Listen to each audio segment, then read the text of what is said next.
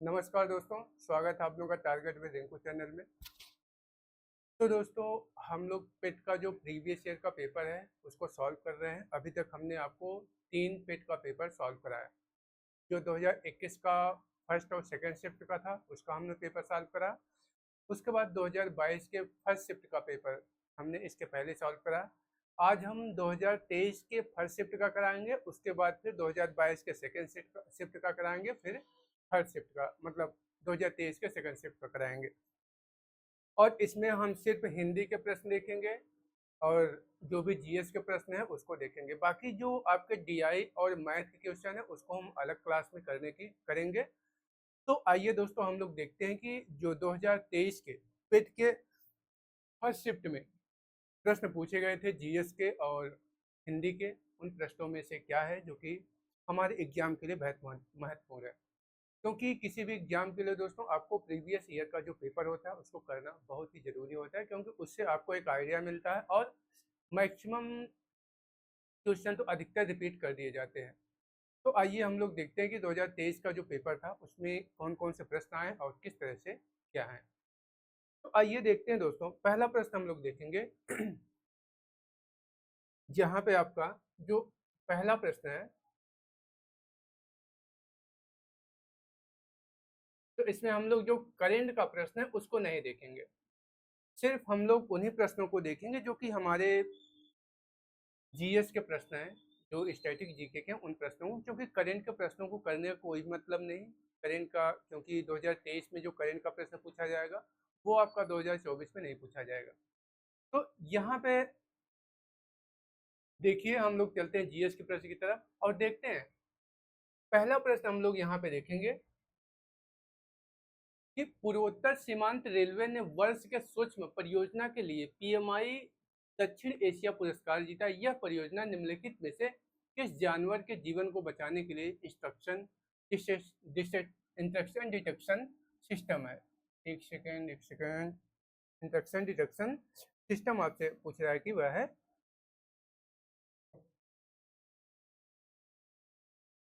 तो यहाँ पे जो आपका सही आंसर होगा वो हो जाएगा हाथी। अगला प्रश्न है जो कि आपका स्ट्रेटेजी का प्रश्न है और ये भी आपका करेंट का प्रश्न है दोस्तों, इसको हम लोग नहीं देखेंगे। प्रश्न नंबर 6 को देखेंगे। मेनन वन्य जीव अभ्यारण्य भारत के निम्नलिखित में से किस राज्य अथवा केंद्र शासित प्रदेश में स्थित है? आपसे पूछा जा रहा है कि जो मेनन वन्य जीव अभ्यारण्य है वह भारत के किस राज्य अथवा केंद्र शासित प्रदेश में स्थित है? ऑप्शन है असम, ऑप्शन बी है जम्मू कश्मीर, ऑप्शन सी है सिक्किम तथा ऑप्शन डी है लद्दाख। तो दोस्तों आपको बताना है कि जो आपका ये मेनन मेनन वन्यजीव अभ्यारण्य है वह भारत में निम्नलिखित में से किस राज्य में स्थित है? तो आपका जो सही आंसर हो जाएगा वह हो जाएगा सिक्किम। जो मेनन वन्यजीव अभ्यारण्य है दोस्तों वह सिक्किम राज्य में स्थित है, सिक्किम में आपको देखने को मिलेगा।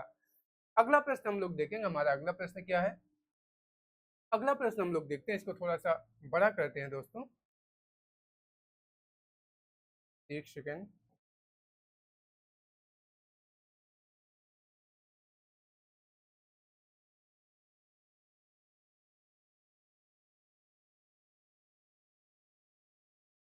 एक सेकंड दोस्तों, यहाँ फर्स्ट पेज पे कोई और प्रश्न छूटा नहीं, इसको हम लोग देख लेते हैं।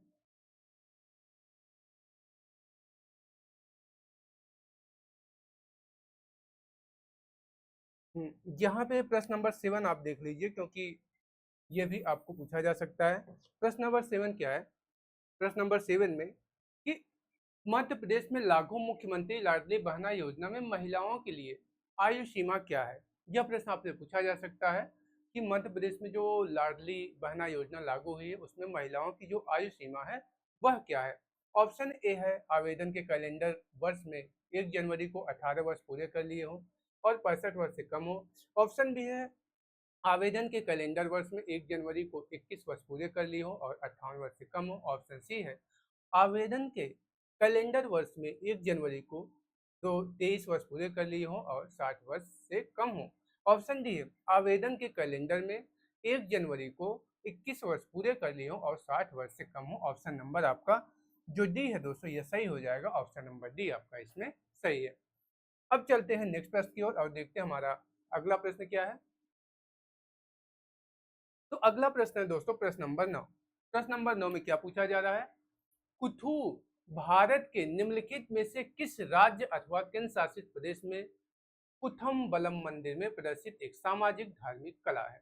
आपसे पूछा जा रहा है कि जो कुथु है भारत के निम्नलिखित में से किस राज्य अथवा केंद्र शासित प्रदेश में कुथम बलम मंदिर में प्रदर्शित एक सामाजिक धार्मिक कला है। ऑप्शन ए है तेलंगाना, ऑप्शन बी है आंध्र प्रदेश, ऑप्शन सी है केरल तथा ऑप्शन डी है सिक्किम। तो यहाँ पे जो आपका सही आंसर हो जाएगा दोस्तों वो हो जाएगा केरल। यह जो कुथु है यह केरल राज्य में कुथम्बलम मंदिर में प्रदर्शित एक सामाजिक धार्मिक कला मानी जाती है। प्रश्न नंबर 10 है, केंद्रीय भारतीय भाषा संस्थान का मुख्यालय निम्नलिखित में से किस स्थान पर स्थित है। बहुत ही महत्वपूर्ण प्रश्न है और यह प्रश्न आपको एग्जाम में देखने को मिलेगा। केंद्रीय भारतीय भाषा संस्थान का मुख्यालय निम्नलिखित में से किस राज्य में अर्थात किस स्थान पर स्थित है। ऑप्शन ए है मानेसर गुड़गांव, ऑप्शन बी है मुंबई महाराष्ट्र, ऑप्शन सी है मध्य प्रदेश, ऑप्शन डी है मैसूरू कर्नाटक। तो जो केंद्रीय भाषा संस्थान है दोस्तों इसका जो मुख्यालय है वह आपको मैसूरू कर्नाटक में देखने को मिलता है। ऑप्शन नंबर डी आपका सही हो जाएगा। अगला प्रश्न हम लोग देखते हैं कि अगला प्रश्न हमारा क्या है। अगले प्रश्न की ओर बढ़ते हैं और देखते हैं हमारा अगला प्रश्न क्या है दोस्तों। ये थोड़ा सा इसको मैनेज करिएगा, ये बार बार जो आ रहा है इसको मिटा देंगे। अगला प्रश्न है, तेलंगाना राज्य के पालमपेट गांव में स्थित रामप्पा मंदिर जिसे वर्ष 2021 में यूनेस्को विश्व धरोहर स्थल घोषित किया गया था, उसका निर्माण निम्नलिखित में से किस राजवंश के शासनकाल के दौरान किया गया था। आपसे प्रश्न पूछा जा रहा है कि तेलंगाना राज्य के पालमपेट गांव में स्थित रामप्पा मंदिर जिसे कि वर्ष 2021 में यूनेस्को, ये जो रामप्पा मंदिर है जो कि तेलंगाना में स्थित है, इसे वर्ष 2021 में यूनेस्को के विश्व धरोहर स्थल में शामिल किया गया है। तो वही पूछ रहा है कि उसका निर्माण निम्नलिखित में से किस राजवंश के शासनकाल के दौरान किया गया था। ऑप्शन है काकती, ऑप्शन बी है बहनी, ऑप्शन सी है विजयनगर तथा ऑप्शन डी है मुशुनुरी। तो यहाँ पे आपको बताना है कि यह जो रामप्पा मंदिर है इसका जो निर्माण है वह किस वंश के शासकों द्वारा करवाया गया था अर्थात किस वंश के शासनकाल के दौरान किया गया था। तो ऑप्शन आपका है ए काकती। काकती वंश का जब शासन था तो उसी समय इस जो रामप्पा मंदिर था इसका निर्माण किया गया है जिसको कि 2021 में यूनेस्को की विश्व धरोहर स्थल में शामिल किया गया है। अगला प्रश्न हम लोग देखते हैं, हमारा अगला प्रश्न क्या है। अगले प्रश्न की ओर बढ़ते हैं, प्रश्न नंबर 12। तो आइए देखते हैं दोस्तों प्रश्न नंबर 12 हमारा क्या है। प्रश्न नंबर 12, प्रश्न नंबर 12 है, निम्नलिखित में से कौन मालदीव की आधिकारिक भाषा है। आपसे पूछा जा रहा है कि निम्नलिखित में से कौन मालदीव की आधिकारिक भाषा है। ऑप्शन ए है दिवेही, ऑप्शन बी है जोंगखा, ऑप्शन सी है मलयालम तथा ऑप्शन डी है दारी। तो यहाँ पे आपको बताना है कि जो मालदीव की आधिकारिक भाषा है वह कौन सी है। तो वह है दोस्तों आपकी दिवेही। दिवेही मालदीव की आधिकारिक भाषा मानी जाती है। अगला प्रश्न है प्रश्न नंबर 13, पुला निम्नलिखित में से किस देश की राष्ट्रीय मुद्रा है। यहाँ पे राष्ट्रीय मुद्रा पूछा जा रहा है कि जो पुला है वह किस देश की राष्ट्रीय मुद्रा है। ऑप्शन ए है पोलैंड की, ऑप्शन बी है कंबोडिया की, ऑप्शन सी है म्यांमार की तथा ऑप्शन डी है बोत्सवाना की। तो यहाँ पे आपको बताना है कि जो पुला है दोस्तों वह किस देश की मुद्रा है। वह है बोत्सवाना की मुद्रा। जो पुला है यह बोत्सवाना की राष्ट्रीय मुद्रा है, बोत्सवाना देश की यह राष्ट्रीय मुद्रा मानी जाती है। प्रश्न नंबर 14 हम लोग देखेंगे कि पेरुंगदाई कोंगुवेली द्वारा निम्नलिखित महाकाव्य कृति है, यह भारत के निम्नलिखित में से किस साहित्य से संबंधित है। यह आपकी जो पेरुंगदाई है या कोंगुवेली द्वारा लिखित महाकाव्य है, यह भारत के निम्नलिखित में से किस साहित्य से संबंधित है। उस साहित्य का नाम पूछ रहा है जिससे संबंधित है, वह है दोस्तों तमिल साहित्य से। यह जो पेरुंगदाई है यह तमिल साहित्य से संबंध रखती है, इसका संबंध तमिल साहित्य से है। अगला प्रश्न हम लोग देखते हैं, अगला प्रश्न हमारा क्या है। प्रश्न नंबर 15 देखेंगे।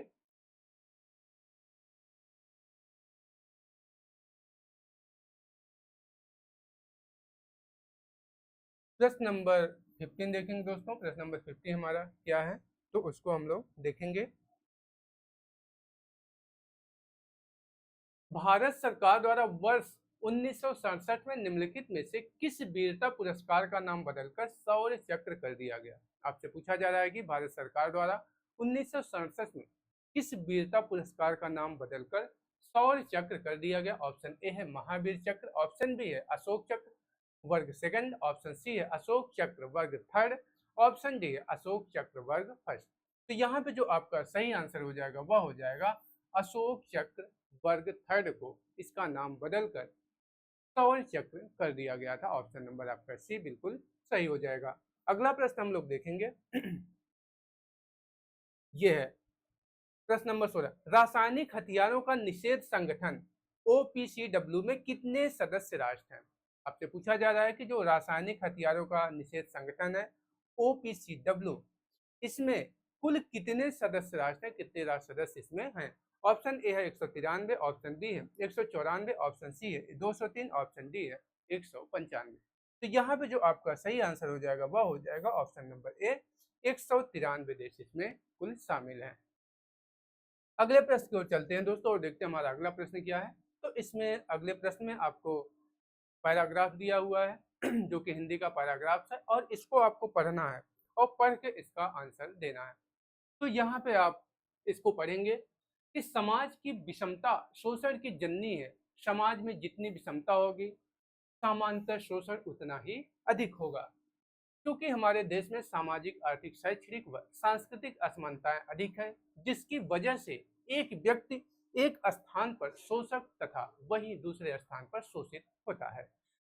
जब बात उपभोक्ता संरक्षण की हो तब पहला प्रश्न यह उठता है कि उपभोक्ता किसे कहते हैं या उपभोक्ता की परिभाषा क्या है?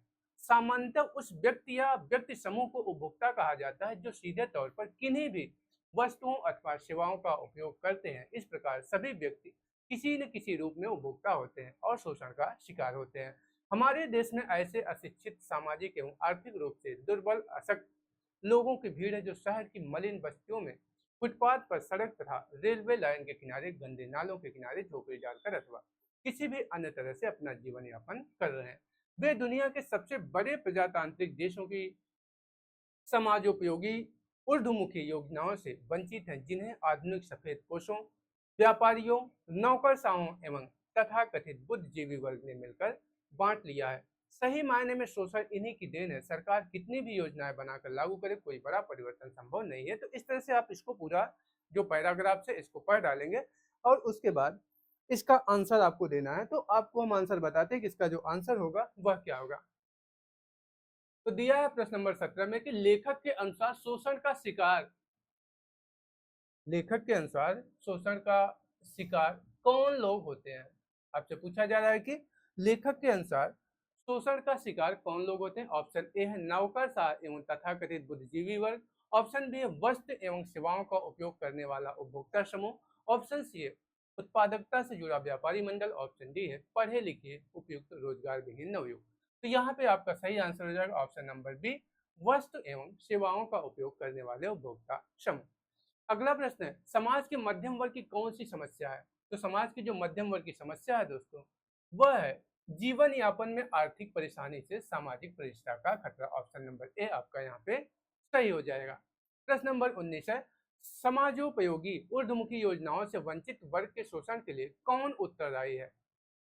ऑप्शन ए शिक्षित एवं संपन्न नौकरी पेशा वर्ग, ऑप्शन बी समाज के धर्मपरायण पंडित और कथावाचक लोग, ऑप्शन सी समाज का मध्यम वर्ग उच्च वर्ग, ऑप्शन डी राजनेता, व्यापारी वर्ग, सरकारी तंत्र एवं तथाकथित बुद्धिजीवी वर्ग। तो यहाँ पे आपका ऑप्शन नंबर डी करेक्ट हो जाएगा। अगला प्रश्न है शैक्षणिक और सांस्कृतिक शब्द किस व्याकरणिक इकाई से संबंधित और किस प्रत्यय से मिलकर बने हुए हैं? ऑप्शन ए संज्ञा शब्द अरिक और अतिक प्रत्यय, ऑप्शन बी है विशेषण और संज्ञा शब्द ऋक और तिक प्रत्यय, ऑप्शन सी विशेषण और विशेषण शब्द इक प्रत्यय और ऑप्शन डी है संज्ञा और विशेषण शब्द अप्रत्यय। तो यहाँ पे आपका ऑप्शन नंबर सी सही हो जाएगा कि विशेषण और विशेषण शब्द एक प्रत्यय से मिलकर बना है। प्रश्न नंबर 21 है हमारे देश में समाजोपयोगी ऊर्ध्वमुखी योजनाओं से वंचित वर्ग कौन सा है? तो यहाँ पे आपको बताना है। तो आपका यहाँ पे ऑप्शन नंबर एक सेकंड, यहाँ पे जो आपको ऑप्शन नंबर सही हो जाएगा वह हो जाएगा ऑप्शन नंबर सी।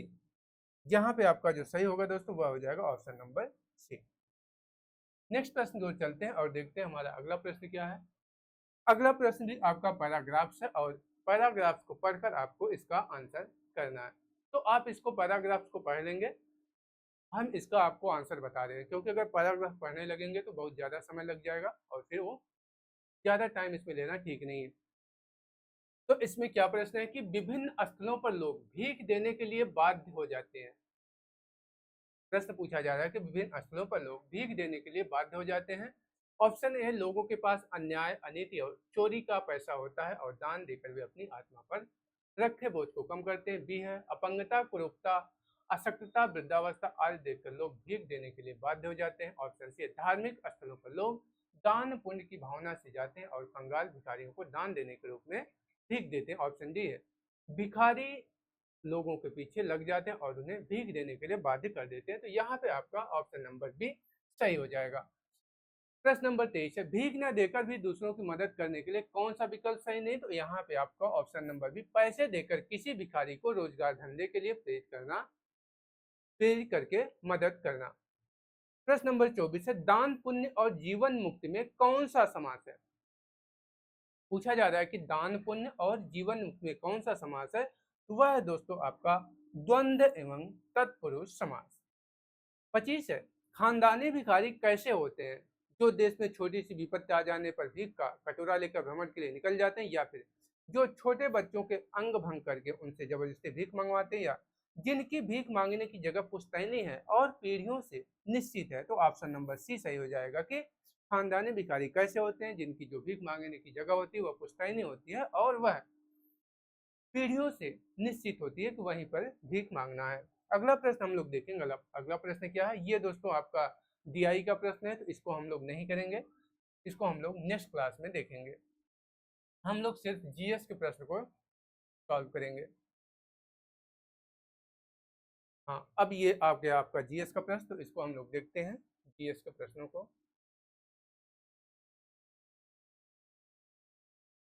थोड़ा सा दोस्तों ये पीडीएफ थोड़ा सा उतना अच्छा नहीं है, तो आप उसको माइंड मत करिएगा, आपको प्रश्नों से मतलब है। तो प्रश्न देखिए, महावीर स्वामी को जिनके नाम से जाना जाता था। प्रश्न है कि महावीर स्वामी को जिनके नाम से जाना जाने लगा, जिन का क्या अर्थ है। पूछा जा रहा है जो जिन है उसका अर्थ क्या होता है। महावीर स्वामी को जिनके नाम से जाना जाने लगा, जिनका क्या अर्थ होता है। ऑप्शन ए है अहिंसक, ऑप्शन बी है महान आत्मा, ऑप्शन सी है भगवान, ऑप्शन डी है विजेता। तो आपको बताना है दोस्तों कि जो जिन है उसका जो अर्थ है वह क्या है। इसका जो अर्थ होता है वह विजेता होता है।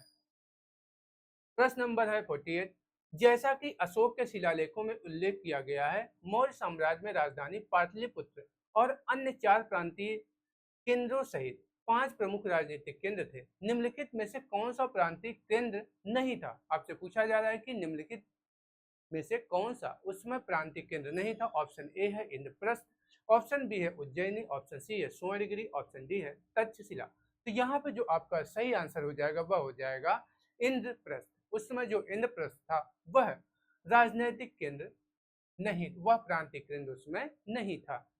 अगला प्रश्न हम लोग देखेंगे, प्रश्न क्या है।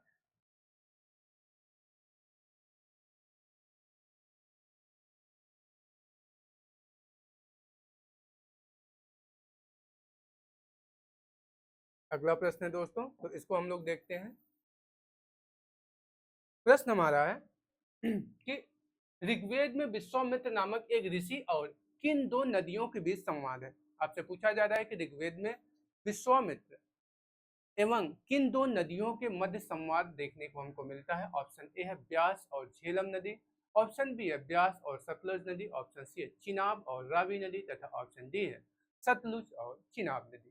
तो यहाँ पे दोस्तों आपको बताना है कि ऋग्वेद में विश्वामित्र नामक एक ऋषि और किन 2 नदियों के मध्य हमको संवाद देखने को मिलता है। तो वह थे ब्यास और सतलज नदी। विश्वामित्र और ब्यास और सतलज नदी के मध्य हमको संवाद देखने को मिलता है। अगला प्रश्न है, शिवाजी की मृत्यु के बाद मराठा राज्य में प्रभावित शक्ति चित्पावन ब्राह्मणों के एक परिवार के पास थी। जिन्होंने शिवाजी के उत्तराधिकारियों को पेशवा या प्रधानमंत्री के रूप में सेवा दी थी। कौन सा शहर मराठा साम्राज्य की राजधानी बन गया था? आपसे पूछा जा रहा है कि उस समय कौन सा ऐसा शहर था जो कि मराठा साम्राज्य की राजधानी बन गया था? ऑप्शन ए है पूना, ऑप्शन बी है नागपुर, ऑप्शन सी है नासिक तथा ऑप्शन डी है सतारा। तो आपको बताना है कि उस समय कौन सा राज्य मराठा साम्राज्य की राजधानी बन गया था? वह था आपका पुणे, जिसे कि पुना कहते हैं।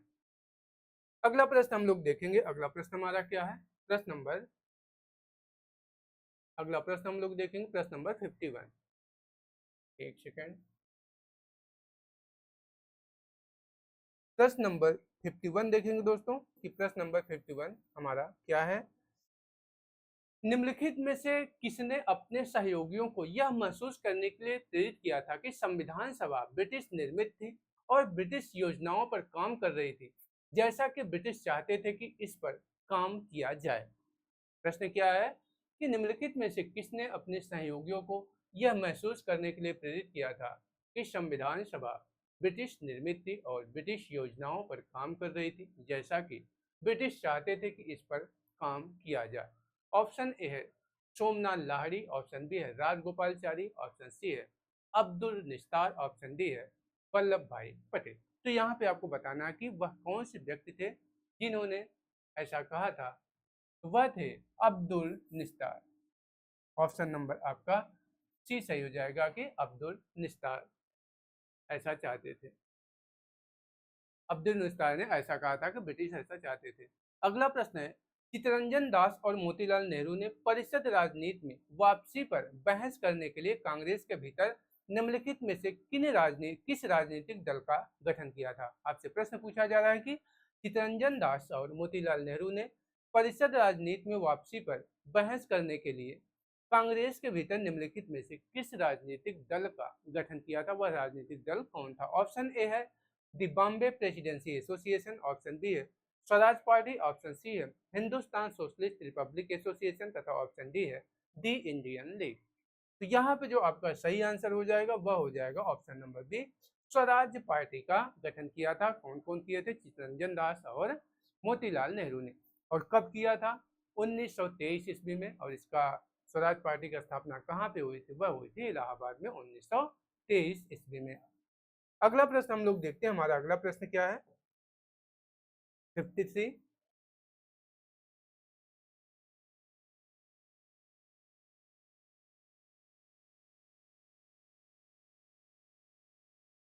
प्रश्न नंबर 53 देखेंगे दोस्तों। 53 क्या है तो आइए देख लेते हैं। 53 में है 1722 में किस जगह की सूबेदारी सवाई राजा जयसिंह को दी गई? आपसे प्रश्न पूछा जा रहा है कि 1722 ईस्वी में कहाँ की सूबेदारी सवाई राजा जयसिंह को प्रदान की गई? ऑप्शन ए है आगरा की, ऑप्शन बी है मालवा की, ऑप्शन सी है लखनऊ की, ऑप्शन डी है आमेर की। तो 1722 ईस्वी में सवाई जयसिंह को जिस जगह की सूबेदारी दी गई थी वह जगह कौन थी? वह जगह थी आपकी यह मालवा। तो 1722 में मालवा की सूबेदारी सवाई राजा जयसिंह को प्रदान की गई थी। आपका ऑप्शन नंबर बी सही हो जाएगा। अगला प्रश्न हम लोग देखते हैं। प्रश्न अगला क्या है?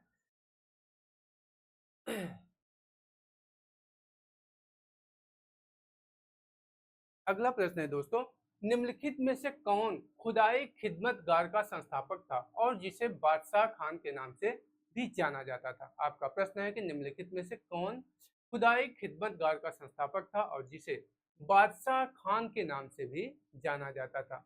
ऑप्शन ए है खान अब्दुल गफ्फार खान, ऑप्शन बी है हकीम अजमल खान, ऑप्शन सी है मौलाना अबुल कलाम आजाद तथा ऑप्शन डी है सैयद अहमद खान।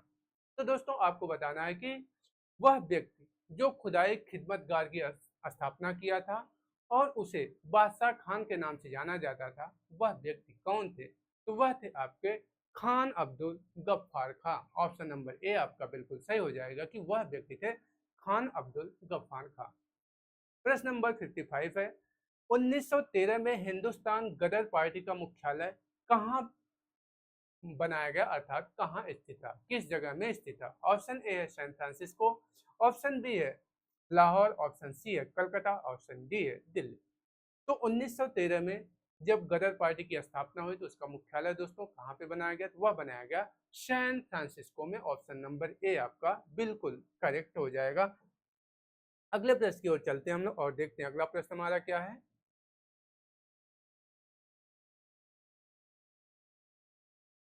अगला प्रश्न हम लोग देखते हैं। अगला प्रश्न है दोस्तों, शिरुई कुमुदनी लिली भारत के निम्नलिखित में से किस राज्य में पाई जाने वाली एक मात्र स्थलीय कुमुदनी लिली है? कुमुदनी लिली के बारे में पूछ रहा है कि जो शिरुई, जिसे कि हम सिरोय कहते हैं, कुमुदनी लिली भारत के निम्नलिखित में से किस राज्य में पाई जाने वाली एक स्थलीय कुमुदनी है? ऑप्शन ए है त्रिपुरा, ऑप्शन बी है पश्चिम बंगाल, ऑप्शन सी है मणिपुर, ऑप्शन डी है असम। तो आपको बताना है कि जो सिरुई कुमुदनी लिली है भारत के किस राज्य में पाई जाती है? तो यह आपकी मणिपुर में मिलती है। ऑप्शन नंबर आपका ये एक मिनट, ऑप्शन नंबर आपका सी सही हो जाएगा कि जो सिरुई कुमुदनी कुमुदनी है यह आपकी मणिपुर राज्य में मिलती है।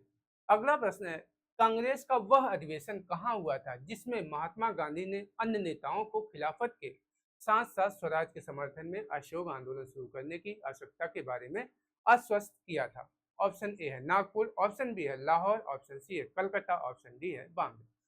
तो दोस्तों आपका सही जो आंसर हो जाएगा वह हो जाएगा ऑप्शन नंबर सी, कलकत्ता। अगले प्रश्न की ओर चलते हैं 58 की तरफ और देखते हैं हमारा 58 प्रश्न क्या है। एक सेकंड, प्रश्न नंबर 58, ये आपका ये 58 प्रश्न है और इसको हम लोग देखते हैं हमारा जो 58 प्रश्न है वह क्या है। शीत ऋतु की शुरुआत में तमिलनाडु के तटीय क्षेत्रों में वर्षा का क्या कारण है? ऑप्शन ए पूछा जा रहा है कि जो शीत ऋतु की जब शुरुआत होती है तमिलनाडु के तटों में तमिलनाडु के तटीय क्षेत्रों में वर्षा होती है, उस वर्षा का कारण पूछ रहा है कि उस वर्षा का कारण आखिर क्या है? ऑप्शन है दक्षिण पश्चिमी वर्षा ऋतु मानसून, ऑप्शन बी है स्थानीय वायु परिसंचरण, ऑप्शन सी है शीतोष्ण चक्रवात तथा ऑप्शन डी है उत्तर पूर्वी वर्षा ऋतु मानसून। तो यहाँ पे जो आपका सही आंसर हो जाएगा वह हो जाएगा उत्तर पूर्वी वर्षा ऋतु मानसून। अगला प्रश्न है, राजस्थान के जालौर जिले में किस प्रकार का ग्रेनाइट पाया जाता है? बहुत ही महत्वपूर्ण प्रश्न है और यह एग्जाम में आपको देखने को मिल सकता है कि राजस्थान के जालौर जिले में किस प्रकार का ग्रेनाइट पाया जाता है? ऑप्शन ए है रोजी पिंक अर्थात गुलाबी ग्रेनाइट, ऑप्शन बी है मेरी गोल्ड ग्रेनाइट, ऑप्शन सी है काला ग्रेनाइट तथा ऑप्शन डी है राखी ग्रेनाइट। तो आपको बताना है दोस्तों कि राजस्थान के जालौर जिले में कौन सा ग्रेनाइट पाया जाता है? तो वह आपका पाया जाता है रोजी pink granite. Option number A आपका बिल्कुल सही आंसर हो जाएगा। अगला प्रश्न हम लोग देखेंगे प्रश्न नंबर 60 और देखते हैं प्रश्न नंबर 60 क्या है। प्रश्न नंबर 60 को देखेंगे दोस्तों, पुर्तगालियों द्वारा निर्मित बंदेल चर्च, कौन सी चर्च है? बंदेल चर्च, जिसे कि पुर्तगालियों ने बनवाया था, भारत के निम्नलिखित में से किस राज्य अर्थात अथवा केंद्र शासित प्रदेश में स्थित है? तो आपसे पूछा जा रहा है कि पुर्तगालियों के द्वारा निर्मित जो बंदेल चर्च थी उसका निर्माण पुर्तगालियों द्वारा कराया गया था और यह किस राज्य में स्थित है? किस राज्य में इस चर्च का निर्माण करवाया गया था? ऑप्शन ए है ओडिशा में, ऑप्शन बी है पुदुचेरी में, ऑप्शन सी है पश्चिम बंगाल में तथा ऑप्शन डी है गोवा में। तो यहाँ पे जो आपका सही आंसर हो जाएगा वह हो जाएगा पश्चिम बंगाल में। पुर्तगालियों द्वारा जो बंदेल चर्च का निर्माण करवाया गया था दोस्तों वह पश्चिम बंगाल में करवाया गया था। ऑप्शन नंबर आपका सी यहाँ पे सही हो जाएगा। अगला प्रश्न है, उड़िया पठार भारत के निम्नलिखित में से किस राज्य में स्थित है? आपसे पूछा जा रहा है कि जो उड़िया पठार है, उड़िया पठार यह भारत के निम्नलिखित में से किस राज्य में स्थित है? ऑप्शन ए है महाराष्ट्र, ऑप्शन बी है मध्य प्रदेश, ऑप्शन सी है कर्नाटक तथा ऑप्शन डी है राजस्थान। तो दोस्तों जो आपका उड़िया पठार है आपसे पूछा जा रहा है कि वह किस राज्य में स्थित है? तो उड़िया पठार आपका राजस्थान राज्य में स्थित है। ऑप्शन नंबर डी आपका बिल्कुल सही हो जाएगा। अगला प्रश्न हम लोग देखते हैं, अगला प्रश्न क्या है? प्रश्न नंबर 62। तो इसको हम लोग देखते हैं प्रश्न नंबर 62 में क्या पूछा जा रहा है। थोड़ा सा इसको हम लोग बड़ा कर लेते हैं। पीडीएफ थोड़ा सा दोस्तों तेज से है तो इसको आप लोग माइंड मत करिएगा। निम्नलिखित में से कौन सा एक भारतीय श्रम कानून और सामाजिक सुरक्षा उपाय है जिसका उद्देश्य काम करने का अधिकार, राइट टू वर्क की गारंटी देता है?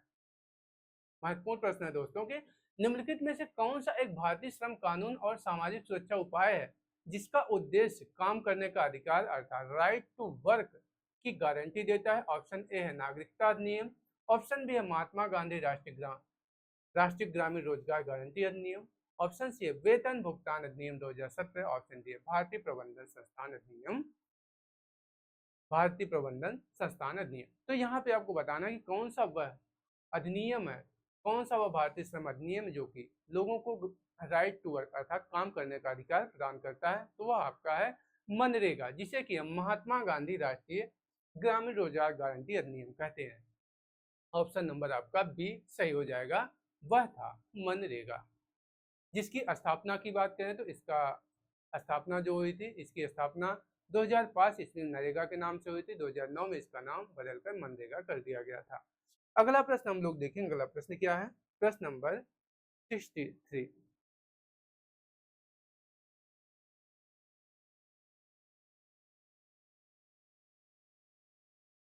प्रश्न नंबर 63 देखेंगे दोस्तों कि प्रश्न नंबर 63 क्या है हमारा? स्वर्ण क्रांति भारत में निम्नलिखित में से किस कृषि क्षेत्र में विकसित स्वर्ण क्रांति भारत में निम्नलिखित में से किस कृषि क्षेत्र में विकास के लिए जिम्मेदार है? आपसे प्रश्न पूछा जाएगा जो स्वर्ण क्रांति है वह भारत में निम्नलिखित में से किसके विकास के लिए जिम्मेदार मानी जाती है? ऑप्शन ए तिलहन उत्पादन, ऑप्शन बी है आलू उत्पादन, ऑप्शन सी है पेट्रोलियम उत्पादन तथा ऑप्शन डी है बागवानी उत्पादन। तो यहाँ पे जो आपका सही आंसर हो जाएगा दोस्तों वह हो जाएगा बागवानी उत्पादन। जो स्वर्ण क्रांति है वह किसके उत्पादन के लिए जिम्मेदार होती है? तो वह बागवानी उत्पादन के लिए जानी जाती है, अर्थात स्वर्ण क्रांति का जो संबंध है वह बागवानी उत्पादन से माना जाता है। गन्ने के उचित एवं लाभकारी मूल्य एफआरपी को कौन मंजूरी देता है? आपसे प्रश्न पूछा जा रहा है कि जो गन्ने के उचित एवं लाभकारी मूल्य एफआरपी होता है इसका निर्धारण कौन करता है, इसको मंजूरी कौन देता है? ऑप्शन ए है कृषि लागत और मूल्य आयोग, ऑप्शन बी है राष्ट्रीय सरकार संस्थान कानपुर, ऑप्शन सी है आर्थिक मामलों की कैबिनेट समिति तथा ऑप्शन डी है विपणन और निरीक्षण निदेशालय कृषि मंत्रालय। तो यहाँ पे जो आपका सही आंसर है दोस्तों वह हो जाएगा आर्थिक मामलों की कैबिनेट समिति। ऑप्शन नंबर सी आपका यहाँ पे बिल्कुल सही हो जाएगा। अगला प्रश्न हम लोग देखेंगे प्रश्न नंबर 65। प्रश्न नंबर 65 की ओर चलेंगे और देखते हैं हमारा प्रश्न नंबर 65 क्या है।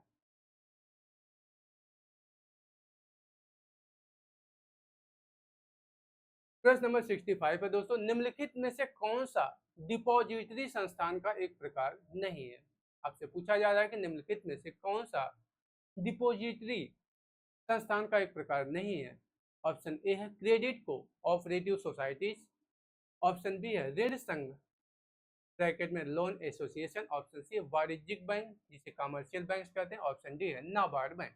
तो यहाँ पे आपसे पूछा जा रहा है कि निम्नलिखित में से कौन सा डिपॉजिटरी संस्थान का एक प्रकार नहीं है? तो वह है आपका नाबार्ड। ऑप्शन नंबर डी आपका सही हो जाएगा, यह आपका नाबार्ड है। यहाँ पे इंग्लिश वाले हमने लगा दिया, कोई नहीं, ये लीजिए,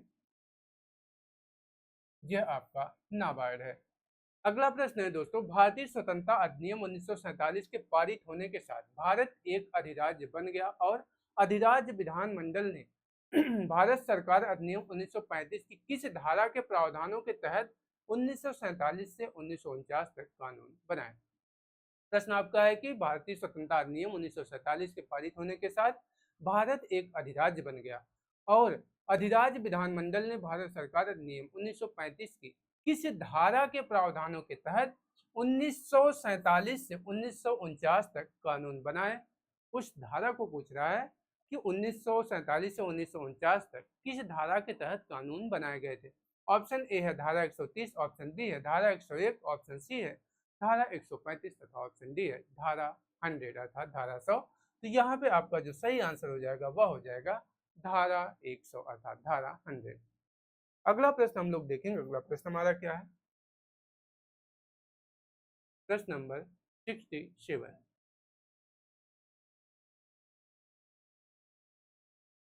तो प्रश्न नंबर 67 की तरफ चलेंगे दोस्तों और देखेंगे हमारा प्रश्न नंबर जो 67 है वह क्या है। एक व्यक्ति जो संसद का सदस्य नहीं है उसे राष्ट्रपति द्वारा अधिकतम कितने महीनों के लिए मंत्री के रूप में नियुक्त किया जा सकता है।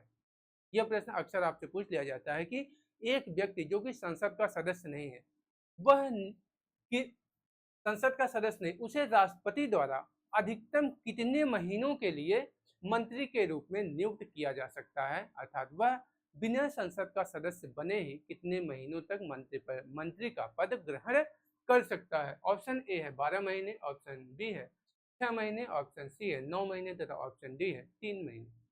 तो दोस्तों यहाँ पे जो आपका सही आंसर हो जाएगा वह हो जाएगा 6 महीने। 6 महीने तक वह मंत्री पद का उपभोग कर सकता है, मंत्री का पद ग्रहण कर सकता है। उसके बाद उसको फिर से चुनाव 6 महीने के अंदर उसको चुनाव लड़कर संसद की सदस्यता लेना अनिवार्य होती है। प्रश्न नंबर 68 है, बीमा विनियामक एवं विकास प्राधिकरण का मुख्यालय कहाँ स्थित है। आपसे प्रश्न पूछा जा रहा है कि जो बीमा विनियामक एवं विकास प्राधिकरण का मुख्यालय है वह कहाँ पर स्थित है। ऑप्शन ए है हैदराबाद, ऑप्शन बी है नई दिल्ली, ऑप्शन सी है चेन्नई तथा ऑप्शन डी है मुंबई। तो दोस्तों बीमा विनियामक एवं विकास प्राधिकरण का जो मुख्यालय है वह कहाँ पे स्थित है, तो वह आपका हैदराबाद में स्थित है। ऑप्शन नंबर ए आपका बिल्कुल करेक्ट आंसर हो जाएगा। अब चलते हैं नेक्स्ट प्रश्न की तरफ 69 की तरफ और देखते हैं हमारा 69 क्या है प्रश्न। तो प्रश्न नंबर 69 देखेंगे दोस्तों, एक सेकेंड, हाँ ये है पंचायती राज संस्थाओं के अस्तित्व के लिए भारत की संसद द्वारा 73वां और 74वां संवैधानिक संशोधन कब पारित किया गया।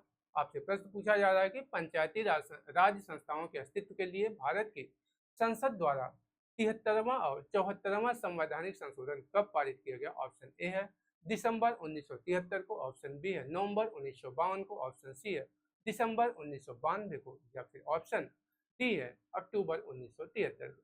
तो यहाँ पे जो आपका सही आंसर हो जाएगा वह हो जाएगा दिसंबर 1992 ईस्वी में।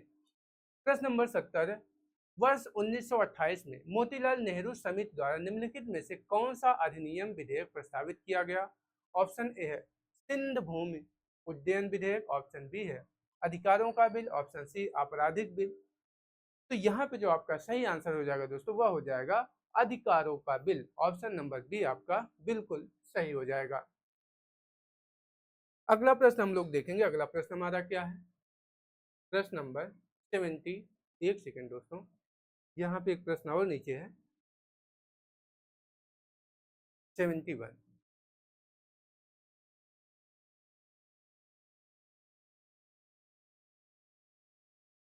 तो प्रश्न नंबर 71 हमारा क्या है उसको भी देख लेते हैं, बेचारा छूटा जा रहा था वो।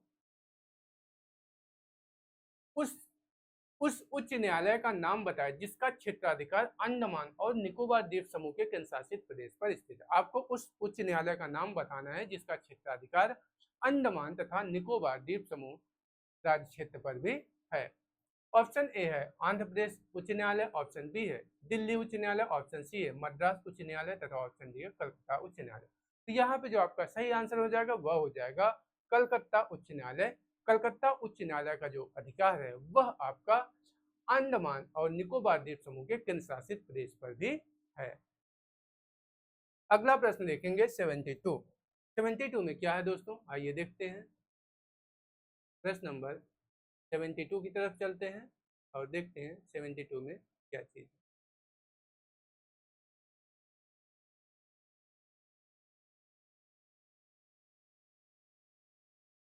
सेवेंटी टू है दोस्तों, प्रश्न नंबर 72, मिल्क ऑफ मैग्नेशिया किस प्रकार का कोलाइड है। आपसे प्रश्न पूछा जा रहा है कि जो मिल्क ऑफ मैग्नेशिया होता है वह किस प्रकार का कोलाइड विलयन होता है, किस प्रकार का कोलाइड है। ऑप्शन ए है इमल्सन, ऑप्शन बी है शोल, ऑप्शन सी है एरोसोल, ऑप्शन डी है घन शोल। तो यहाँ पे आपको बताना है कि जो मिल्क ऑफ मैग्नेशिया होता है वह किस प्रकार का कोलाइड है, वह आपका है शोल, यह एक शोल होता है। निम्नलिखित में से कौन सा कार्बनिक यौगिक मानव शरीर में प्रोटोप्लाज्म को जमा देता है। बहुत ही महत्वपूर्ण प्रश्न है।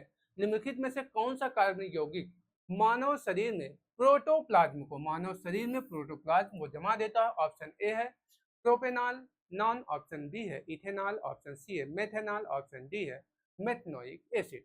तो वह दोस्तों है आपका मेथेनॉल। जो मेथेनॉल होता है वह मानव शरीर में प्रोटोप्लाज्म को जमा देने का कार्य करता है। अगला प्रश्न हम लोग देखें। अगला प्रश्न क्या है? 74, प्रश्न नंबर 74।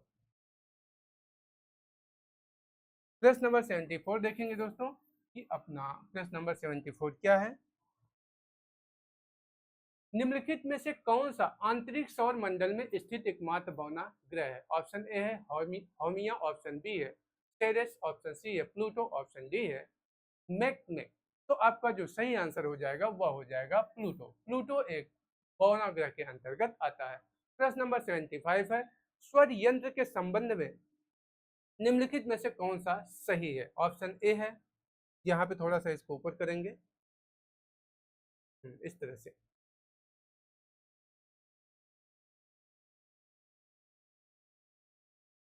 स्वर यंत्र के संबंध निम्नलिखित में कौन सा सही? ऑप्शन ए है, यह उपास से बना एक अंग है और ग्रसनी को श्वास नली से जोड़ता है। ऑप्शन बी है, यह एक हड्डीदार बक्सा है। ऑप्शन सी है, यह एक श्वास नली में आक्रमण करने वाले रोग जनकों को रोकता है। ऑप्शन डी है, इसमें स्वर रज्जु होते हैं। तो आपका ऑप्शन डी सही हो जाएगा कि इसमें स्वर यंत्र जो होता है इसमें आपको स्वर रज्जु पाए जाते हैं, ये इसमें स्वर रज्जु होते हैं। अगला प्रश्न हम लोग देखेंगे 76।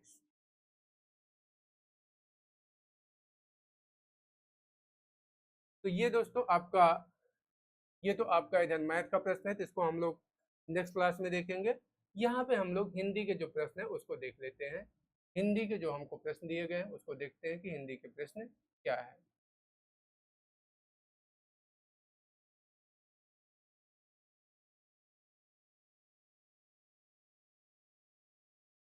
तो हिंदी के प्रश्न है दोस्तों के प्रश्न नंबर 82 है, होनहार बिरवान के होठ चिकने पात लोकोक्ति का अर्थ निम्न में से क्या है? ऑप्शन ए है, होनहार व्यक्तियों की प्रतिभा बचपन में ही दिखाई दे जाती है। ऑप्शन बी है, होनहार व्यक्ति हमेशा दूसरों के दोष निकालता है। ऑप्शन सी है, होनहार व्यक्ति बहुत ही परिश्रम करता है। ऑप्शन डी है, होनहार व्यक्ति सदा दिखावा करता है। तो यहाँ पे जो आपका सही आंसर हो जाएगा वह हो जाएगा ए, होनहार व्यक्तियों की प्रतिभा बचपन में ही दिखाई दे जाती है। निम्नलिखित में से किस विकल्प में सभी शब्द पुल्लिंग है? ऑप्शन ए है प्लेटफॉर्म, प्राधिकरण, गिरोह, ऑप्शन बी है मनुष्यत्व, बनावट, रौनक, ऑप्शन सी है पतलून, झल्लाहट, अछूता, ऑप्शन डी है संचार, पालन, ग्रीव। तो यहाँ पे दोस्तों जो सभी पुल्लिंग है वह आपका है प्लेटफॉर्म, प्राधिकरण और गिरोह।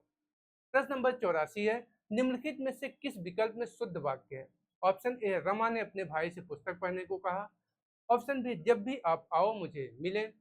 सी है, आपका दर्शन पाकर मैं धन्य हो गया। डी है, महादेवी छायावादी कवित्री हैं। तो यहाँ पे जो आपका सही हो जाएगा वह ऑप्शन नंबर ए, रमा ने अपने भाई से पुस्तक पढ़ने को कहा। अगला प्रश्न है दोस्तों, कलम के जादूगर। अगला प्रश्न आपका है कि कलम के जादूगर किसे कहते हैं? प्रश्न है कि कलम के जादूगर किसे कहा जाता है? ऑप्शन ए है मुंशी प्रेमचंद को, ऑप्शन बी है सुमित्रानंद पंत को, ऑप्शन सी है रामवृक्ष बेनीपुरी को, ऑप्शन डी है मैथिली शरण गुप्त को। तो कलम का जादूगर दोस्तों यह किसको कहा जाता है? तो यह रामवृक्ष बेनीपुरी को कहा जाता है। निम्नलिखित में से किस विकल्प में विलोम युग्म सही नहीं है? आपको गलत विलोम युग्म का चयन करना है। ऑप्शन ए है गौफिल, खबरदार सही है। ऑप्शन बी है डवाडोल, अस्थिर, आपका यही गलत है, यही विलोम का जो युग्म है यह आपका गलत है। अगला प्रश्न हम लोग देखें। अगला प्रश्न हमारा क्या है, आइए देखते हैं नेक्स्ट स्लाइड में। यहाँ पे दोस्तों आपका मैथ का प्रश्न है, तो इसको हम लोग नेक्स्ट क्लास में करेंगे। ये आपके करंट के प्रश्न है। तो यहाँ पे दोस्तों आपका जो जीएस का प्रश्न था, तो यहाँ पे जीएस के सारे प्रश्न हमने आपको करवा दिया। तो यहाँ पे आपका जो पेट का 2023 के जो फर्स्ट शिफ्ट का पेपर था, हमने जो जीएस के जो प्रमुख जीएस के हिंदी के जो भी प्रश्न थे हमने आपको उसको पूरा सॉल्व करा दिया। तो आप हमारी इस सीरीज से जुड़े रहें। हम आपको सारे जितने भी पेट के पेपर हुए उसको पूरा सॉल्व कराएंगे। उसके बाद जब पेपर सॉल्व हो जाएगा तो फिर हम प्रैक्टिस सेट लेके आएंगे जो जीएस के महत्वपूर्ण प्रश्न है उसको करवाएंगे, जो कि आपके एग्जाम में पूछे जाने की ज़्यादा संभावना रहेगी। तो ठीक है दोस्तों, तब तक के लिए धन्यवाद।